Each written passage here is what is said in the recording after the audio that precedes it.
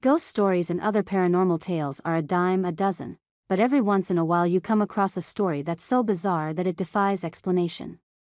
The following 10 tales range from mildly creepy to completely terrifying and outrageous, yet they all have one thing in common: we simply cannot come up with a reasonable explanation for them. At all. One voices in woman's head diagnose her brain tumor in 1984. A woman was sitting at home reading when she suddenly heard a very clear voice inside her head. The voice told her, "Please don't be afraid. I know it must be shocking for you to hear me speaking to you like this, but this is the easiest way I could think of. My friend and I used to work at the Children's Hospital, Great Ormond Street, and we would like to help you." After a series of medical tests, including psychological assessments, the patient was eventually diagnosed with a large benign meningioma, brain tumor. The voice continued to speak to her throughout the medical testing. After she had surgery to remove the tumor, the patient heard from the voices one last time after regaining consciousness when she heard them say, "We are pleased to have helped you. Goodbye." She reported no post-surgical problems and never heard the voice again. The study of a patient diagnosing her own brain tumor with help of mysterious voices in her head was published by the British Medical Journal, BMJ. 2. Imaginary friend or visiting relative. My grandfather passed away just a few weeks after I was born. Never met the guy, never knew what he looked like.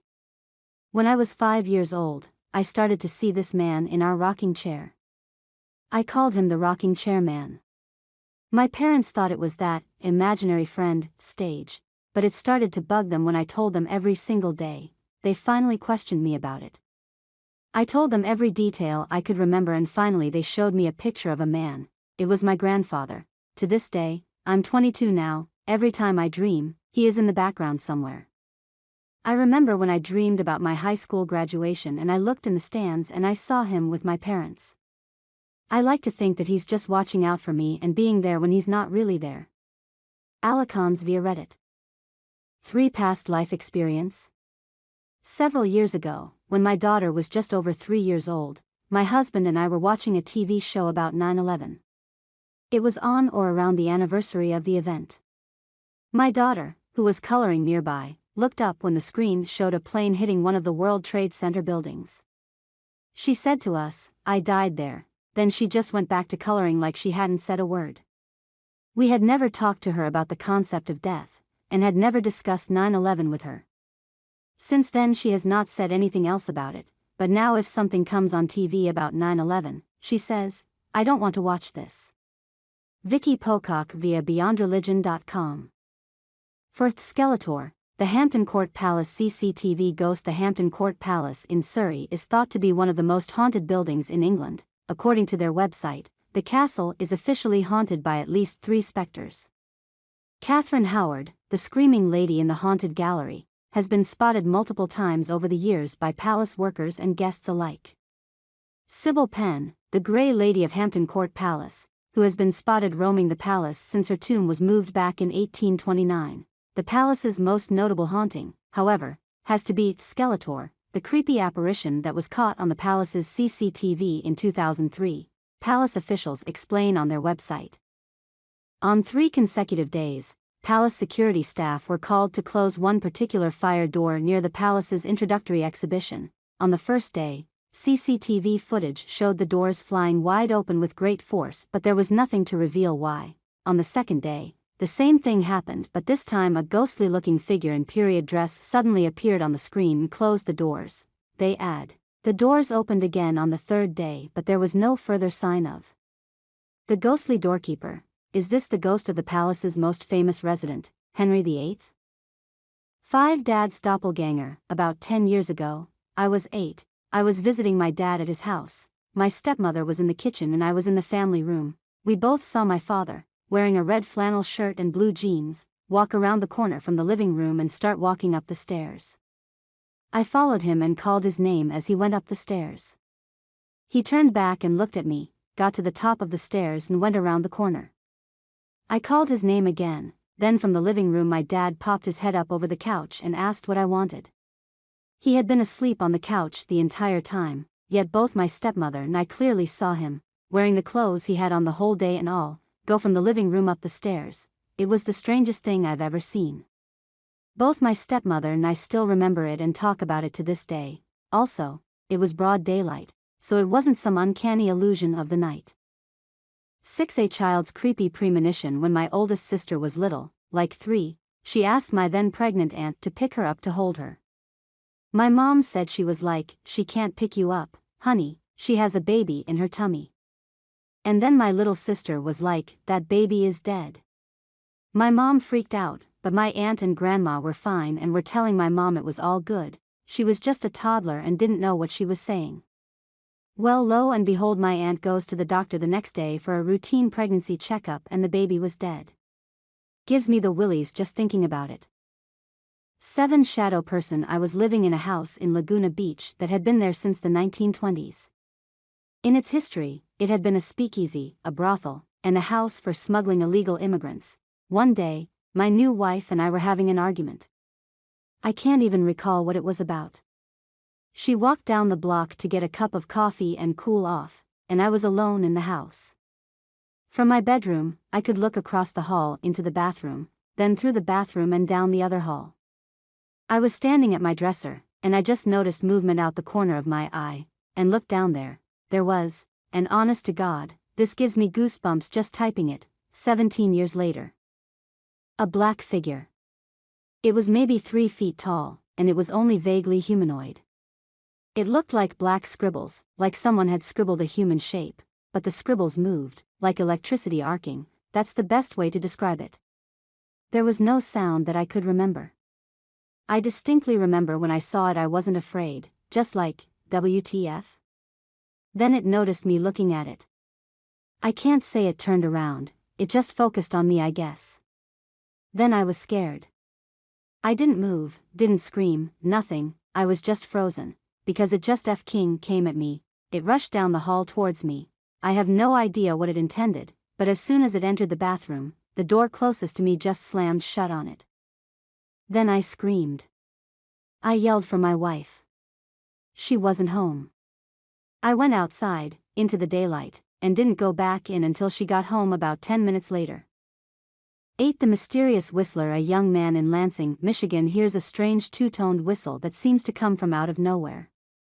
Oddly enough, this incident was repeated at random intervals throughout his life, and always left him with a feeling of intense dread. The last time he heard the sound, he managed to take a video of the whistler, though he is still no closer to figuring out who, or what, seems to be watching and following him wherever he goes. We saw a figure steering a canoe about 20 m offshore. Sarah decided to go get more beers from the car, leaving me alone to stare at this mystery person. And then, of course, they whistled at me. My entire body was frozen and covered in goosebumps. It was the exact same whistler from my childhood, more than a decade earlier. I looked at the figure, but it was much too dark to discern who it could be. They were wearing a hat. When they were perpendicular to the shore from me, they stopped paddling, turned the canoe to face directly at me, and whistled right at me. I was so frightened I stood up and shouted at them, "Who are you?"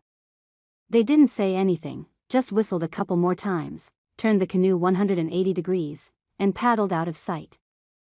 9. Wilson Hall at Ohio University, West Green, room 428 at Wilson Hall is permanently closed.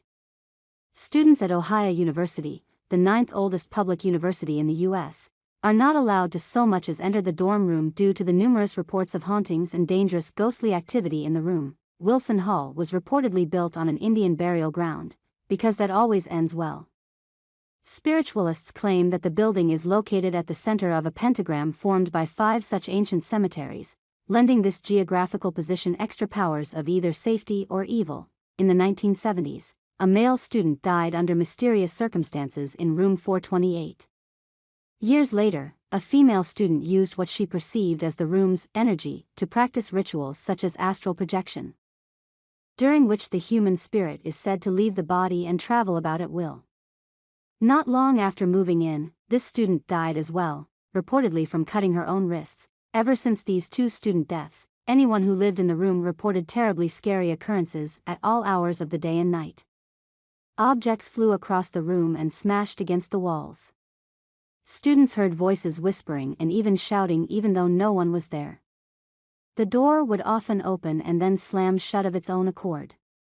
Stranger still, demonic faces kept appearing in the wood grain of the room's door. Although the school replaced the door many times, the tortured, ghoulish faces reappeared every time. Eventually, the room became too frightening and the university feared another student death could result, so they decided to seal the door shut, forever. This is the only known case where a dormitory room has been sealed off in the US to date. 10 Glitch in the Matrix. When I was around 20, a few years ago, I kept having dreams about a woman with long black hair named Aurora, pronounced Aurora. They were different dreams, but for some reason, her distinct face and name always ended up in them. It got to the point where I would wake up frustrated and confused, trying to Google her name or find out how I was connected to her. After a few months she stopped showing up and I dismissed it, thinking my brain was just being a scumbag. Fast forward a few years later, Halloween 2009, I'm in the car with a friend stopped at a gas station. I'm about to pull out and merge onto a highway when I get a phone call from a random number. So I stopped the car but no one answered. There was a person behind me who grew impatient, honked at me, and then swerved in front of me instead of waiting for 2 seconds for me to move. Second they get on the highway, a silver Civic loses control of their wheel and crashes into the car that swerved in front of me. I called the cops and waited at the gas station for them to come. Turns out the drivers of both cars died. It 100% would have been me if I hadn't got that phone call. Called it back a few hours later out of gratitude and curiosity, rang 3 times and went to voicemail. Hi, you've reached Aurora, please leave your name and number. Never had goosebumps like that in my life. Called it again the next day, because I was that confused about the whole situation. Some woman answers, we get to talking, I tell her my entire story including the dreams I had. She tells me she doesn't know how I got her number and that she never called me as far as she remembers. Weird. Ask her if she has a Facebook to confirm if she is in fact the woman in my dreams. Check her Facebook, holy FK, it's her. Feel free to leave a comment below. Thank you for following. Don't forget to subscribe to the channel to stay updated with hot news every day.